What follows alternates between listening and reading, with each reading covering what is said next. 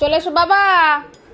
ধুপুং কি অবস্থা, মায়ের জুতোটা পা মুখে করে ধরে রেখেছে, ওই জুতো নিয়েও খাটে উঠবে এখন। বলো বলো, আমি ঘুমানোর জন্য ওকে ডাকছি, ওদেরকে ডাকছি, আর ওরা এখানে নিচে জুতো নিয়ে এই করছে।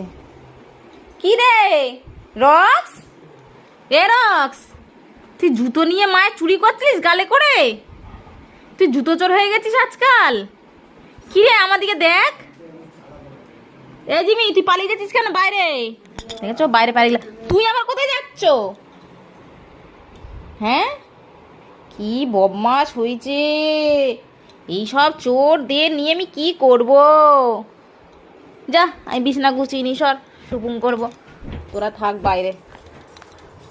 দরজাটা দে জিমি, এসিটা তো চলছে। আবার জুতো নিয়ে যাচ্ছে, ওই দেখো।